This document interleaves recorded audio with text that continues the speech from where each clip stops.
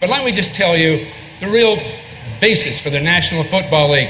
We went to San Francisco, Ed DeBartolo and myself, two guys who really had a lot to win.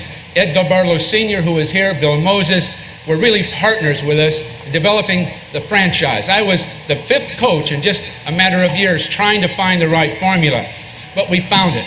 In 3 years, we found it. The first year, I was sure we would win our share. We won 2 and lost 14.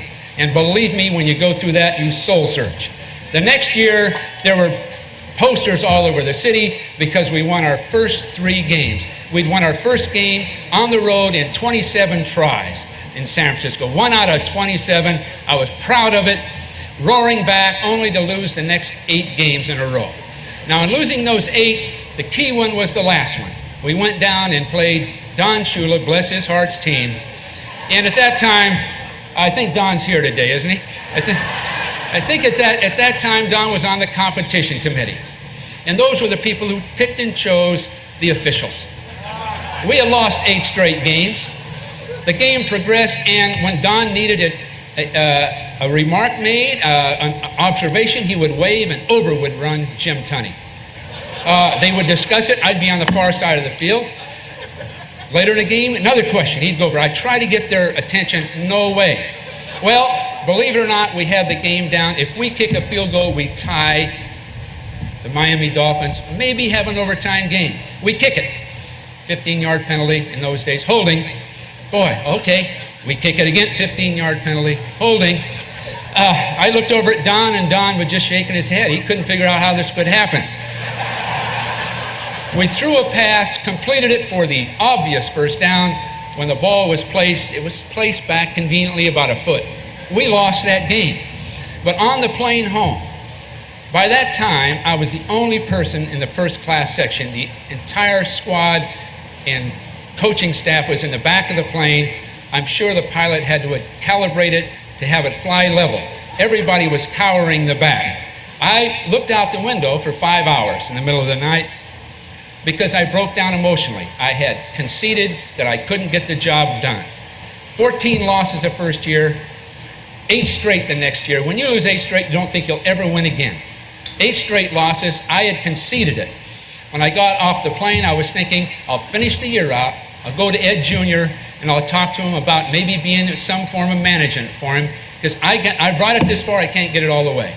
Well, we won the next game, and we won the next game, and we won the next game, and the next year we were world's champions.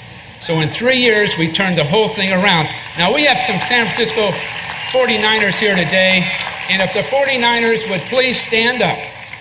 Now, we were 2,500 miles away, but we've got some. I see Randy, I see all kind of people. Please stand up, would you? Please do it for me. Where are you guys? Here we are. We had, with the San Francisco 49ers, turned an entire state around and a huge and great city around because of professional football. We have more impact than you'd ever think on our young, on our old, and on the way people feel about themselves, each other, and their city. And so in our partnership with Ed DeBartolo and myself, a great group of people, some fine coaches, we became world's champions, and we continued to be world's champions for 4 Super Bowls in the 80s. Now, I've heard about great teams today, but we'll play anybody, I'll guarantee you. Now, people have talked about how did you become a successful coach? People talk about scripting the first 25 plays. They talk about our innovations on offense. They talk about individual players. But maybe I can relate this on behalf of our whole group today, all 5 of us, and all of the enshrinees of the past. The game is for the players. The leaders are the players. The participants are the players. The coaches are just there to help facilitate it. Now, what is leadership? Well, leadership is what we developed with the San Francisco 49ers, that each man was an extension of the other. When Joe Montana threw the ball, Randy Cross was an extension of him. When Freddie Solomon caught it, he was an extension of Randy Cross. And when Randy Cross blocked, he was an extension of Fred Dean, was an extension of Ronnie Lott, was an extension of Milt McCall. So it was a chain link that was linked together by a group of men who learned to demand a lot of each other, to love each other, to care for each other, to make any sacrifice for each other. I know there are going to be fans in the stadium today, obviously, and two teams playing. Well, with the 49ers, I'm sure with the Steelers, I'm sure with the Dolphins and all the other ball clubs, the players play for a group of people about 15 yards away. That's the rest of their team. They're just a few yards away, and they look over at each other. One group is sacrificing at that moment. The next group will go out there the next moment.